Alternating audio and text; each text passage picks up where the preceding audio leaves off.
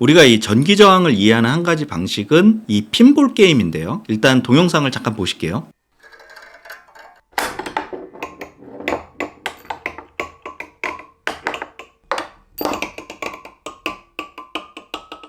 일단 전류가 흐르기 위해서는 그 전기장을 걸어줘야 되는데, 전기장은 이거의 그 높이를 좀 들어준다고 보시면 돼요. 그럼 이게 높아지면 높아질수록 전기장은 세지는 거고, 여기서 떨어지는 쇠구슬은 더 빠른 속도로 떨어지기 시작하겠죠. 근데 이제 이게 그냥 떨어지는 게 아니고 이 도체 내에 있는 원자들하고 계속 부딪히기 때문에 이런 벽, 이런 못들하고도 계속 부딪히고요. 그리고 자유전자, 그러니까 지들끼리도 계속 부딪히게 되겠죠. 이게 하나가 떨어지는 게 아니라 여러 개가 떨어지니까 쇠구슬이. 그러면 충돌을 할 때마다 쇠구슬의 이동 방향은 바뀌게 되고 속도는 줄어들게 될 거예요. 이때 줄어드는 운동 에너지가 이제 열로 바뀌게 돼요.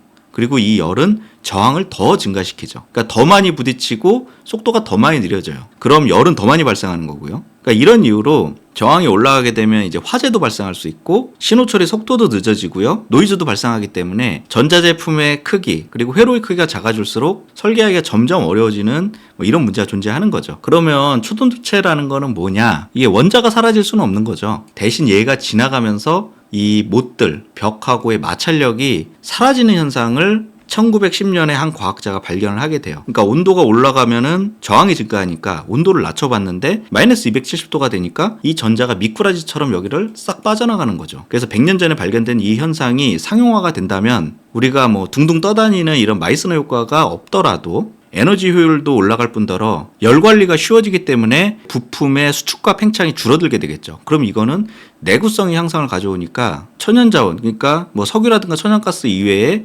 천연자원의 소모 속도도 훨씬 줄어들게 될 거예요. 그래서 뭐 되니 안 되느니 지금 말이 많지만 많은 분들이 이 기술이 실현되기를 기대하는 이유는 환경적인 이유뿐만 아니고 특히 이제 우리나라처럼 모든 원자재를 수입하는 나라에게 있어서 굉장히 큰 이익이 될 거라는 거를 이제 알고 있기 때문이죠. 반대로 이렇게 땅 파서 돈 버는 사람들은 다시 이제 낙타를 타고 다녀야 될 상황이 올 수 있겠죠. 물론 이 LK99가 진짜 실현이 된다 하더라도 상용화가 되려면 상당히 오랜 시간이 걸리겠지만 그럼에도 불구하고 저는 원유 가격은 굉장히 빨리 떨어지지 않을까 하고 기대를 하고 있어요. 왜냐하면은 저항이 감소한다는 거는 에너지 효율이 증가한다는 거고 이거는 원유 소비량이 감소한다는 뜻이기 때문에 산유국 입장에서는 비쌀 때 한 통이라도 더 팔아야 되니까 증산을 하겠죠. 그러니까 이거 자체만으로도 원유 가격이 빠질 수 있다. 오펙이 공중분해될 수 있다라는 게 뭐 제 개인적인 바람이고요. 어쨌든 이 기술이 개발이 되면 뭐 일부 국가 빼놓고는 기술 선진국들 입장에서는 모두 어마어마한 이익을 얻게 될 텐데 그러면 개발자들은 어떻게 보상을 받느냐? 우리가 뭐 미국처럼 다른 나라의 이런 민주주의를 강요할 수 있는 이런 능력은 없기 때문에 현실적이고도 유일한 방법은 사실은 특허밖에 없어요. 물론 제가 제 지난 영상에 특허에 관해서 좀 언급을 했더니 일부 분들이 이제 아주 극소수의 분들이지만 인류를 위한 기술이니까 그냥 풀어 뭔 특허야 라고 반박을 하시는 분들도 있는데 그거는 개발자분들이 결정할 문제지 제3자가 결정할 문제는 아니라는 거죠. 어쨌든 우리는 그 외국으로부터 로열티를 받으면 좋은 거니까 오늘은 이 LK99의 특허에 대한 상태 여기에 대해서 조금 말씀을 드려볼게요. 일단 등록된 특허가 딱 하나 있는데요. 이거예요. 근데 이거는 오늘 말씀을 안 드릴 거예요. 왜냐하면은 이 특허에 기재된 화학식에 이 철이 들어가 있거든요. 근데 이거는 LK99에는 없어요. 그래서 관련도가 떨어진다고 보고요. 4번도 6번이랑 같은 내용이에요. 그래서 이것도 제외를 할 거고요. 그러면 남은 특허가 1, 2, 3, 5예요. 근데 3번하고 5번도 안 볼 거예요. 왜냐하면 이거는 그 한국에 출원된 특허란 말이죠. 그러니까 외국으로부터 로열티를 받을 수 있는 특허가 아니에요. 그래서 이것도 이제 제외를 할 거고요. 그러면 이제 1번하고 2번 특허가 남는데 여기는 이제 W5라고 돼 있어요. 여기는 UN 산하 기관 중에 그 와이포라는 곳이 있어요.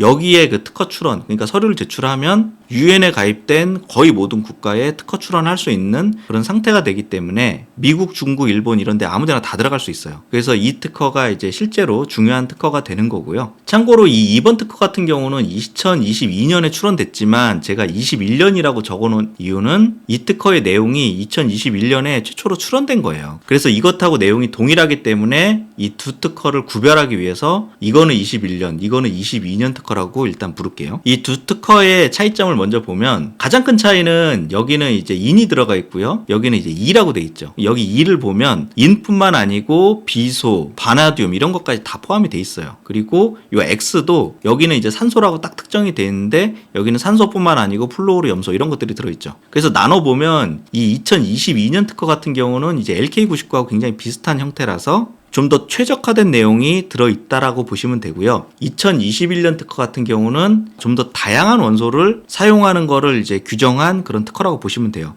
예를 들면 2022년 특허가 뭐 철근과 콘크리트로 짓는 아파트에 대한 내용이다 라고 하면 2021년 특허는요, 콘크리트 대신 뭐 진흙을 넣고 철근 대신 대나무를 넣어도 우리 권리다 이렇게 이제 주장을 하는 거예요. 다만 이제 오해하시면 안 될 게 이 특허를 출원한 사람이 정말 그런 이제 비효율적인 기술로 판매를 하겠다 이런 뜻이 아니고요. 그렇게 특허를 피해 나가는 사람까지 잡겠다 이런 뜻으로 생각하시면 될 것 같아요. 그리고 또 하나의 차이점은 2021년 특허 같은 경우는 이 아래 첨자에 해당하는 내용이 이제 0을 포함하고 있어요. 대신 22년 특허는 이제 0은 아니죠. 그러니까 미량이라도 포함하고 있다. 여기는 없어도 된다. 이런 뜻이에요. 이건 어떤 의미냐면은 아까는 철근 대신 대나무라도 넣었잖아요. 근데 이거는 더 이제 상상을 초월하는 사람이 있을 수도 있다는 거예요. 야, 무슨 쪼잔하게 대나무야. 우리는 그런 거 필요 없어. 우리는 철근도 필요 없고 순살 공정으로 간다 하면서 그냥 콘크리트만으로 아파트를 짓는 그런 사람들이 있을 수도 있다는 거죠. 그래서 더 황당한 사람들까지도 잡을 수 있도록 이걸 아예 포함하지 않는 것까지 이 권리로, 특허의 권리로 설정해 놓은 게 2021년 특허라고 보시면 돼요. 그래서 이 두 개의 특허를 뭐 그림으로 좀 표현을 해드리면 이 명당짜리, 이게 핵심이 되겠죠? 이게 논문에 포함된 LK99가 이 명당에 해당하는 거고요. 이 명당짜리 LK99를 보호하기 위해서 조금 더 넓게 설정해 놓은 거, 좌청룡 우베코에 해당하는 게 2022년 특허예요. 그리고 이것보다 더 넓게 아까 얘기드린 그런 순살 공정까지 우리가 막을 수 있도록 해놓는 게 2021년 특허라고 보시면 돼요. 다만 이거는 그 출원인 쪽의 주장일 뿐이고요. 실제 이제 특허 심사를 할 경우에는 이런 식으로 등록이 되기는 좀 어렵죠. 보통의 경우는 이제 심사관이 칼질을 해요. 여기는 이제 원래 있던 기술이야. 여기는 뭐 데이터가 없어, 빠졌어. 그러니까 증빙이 안 돼. 하면서 이런 걸 이제 제외하고 나머지 부분만 이제 등록을 받게 되는데, 이런 이제 특허청하고 협상을 하는 거를 이제 보통 변리사들이 하게 되죠. 다만 지금 이 특허는 지금 어느 나라에서도 아직 심사가 되고 있지 않은 상태고, 이 두 개의 특허도 아직 그 국제 단계, 그러니까 국제기구에서 지금 쉬고 있는 상태이기 때문에 심사 결과가 나오려면 아직 멀었다. 이렇게 말씀을 드릴 수 있고요. 다만 그러면 이제 앞으로 심사가 어떻게 될 것이냐, 여기에 대해서 좀 더 말씀드리면, 일단 특허청 심사관은요, 그 데이터에 대한 검증을 하진 않아요. 그러니까 그 제품이 진짜 쓰여진 대로 그 효과가 발생하는지에 대한 테스트를 하지는 않아요. 왜냐하면은 우리나라 특허청에서 심사하는 그 특허의 건수가 한 해에 한 20만 건 정도가 돼요. 근데 이 특허가 적용된 제품이 뭐 비행기가 있을 수도 있고 탱크도 있고 뭐 발전소도 있고 이런데, 그 제품을 이 특허청 앞에 다 갖다 놓을 수가 없단 말이에요. 그러니까 실제 제품을 받지는 않아요. 그리고 아까 보여드린 특허에는 그 공정에 대한 특허도 있는데, 특허로 출원된 그 공정을 심사관이 하나하나 다 테스트를 한다? 그러려면 이런 도시 하나가 다 특허청이 돼야 돼요. 그러니까 특허청이 이런 이제 공장에 있어야 한다는 거죠. 그래서 특허청 심사관 입장에서는 개인적으로 궁금해서 테스트를 해보고 싶기도 하겠지만, 이런 설비 자체가 특허청에 없기 때문에 현실적으로 이 검증을 하진 않는다. 다만 그 안될까하게 공진님처럼 데이터 자체에 뭔가 오류가 있는지 여기에 대해서는 판단을 하죠. 뭐 예를 들면 뭐 단위가 서로 안 맞는다거나 데이터가 논리적으로 이상하다거나 특허로 주장한 그 효과를 뒷받침할 수 있는 그 수치 영역이 빠졌다거나 이런 것들은 실제로 판단을 해요.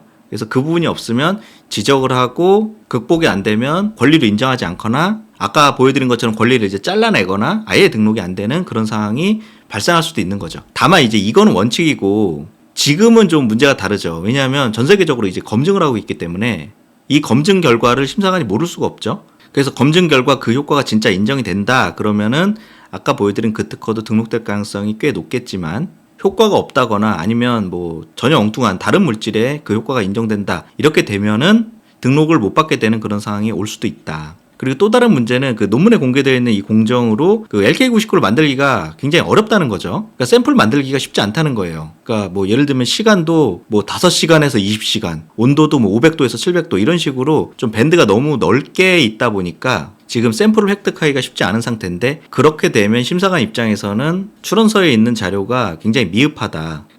기술 공개가 제대로 안 됐다는 이유로 이제 거절을 때릴 수도 있어요. 그래서 이 검증 과정에서 정말 그 유의미한 효과가 인정이 돼서 특허도 등록받고 로열티도 받을 수 있으면 가장 이제 나이스한 경우가 되겠지만 지금 이제 공개된 논문과 같이 내용이 좀 부실하다라는 이유로 거절될 가능성도 이제 충분히 있다. 이런 이제 상황이다라는 거를 좀 알고 계시면 좋을 것 같고요. 어쨌든 뭐 저도 그렇지만 대부분의 분들은 이 기술이 정말 뭐 실현되기를 기대하고 희망하고 있는 것 같아요. 그 이유는 우리가 그 아바타에 있는 그런 둥둥 떠다니는 이런 섬, 뭐 그런 만화 같은 세상을 바라기 때문이 아니라 지금 이 기술이 우리에게 당장 필요하다라는 거를 느끼고 있기 때문인 것 같아요. 그래서 뭐 혹시라도 결과가 안 좋다 하더라도 지금처럼 뭐 우리가 하나의 주제를 갖고 같이 고민도 해보고 논리도 만들고 토론하는 이런 긍정적인 분위기 자체는 계속 됐으면 좋겠습니다.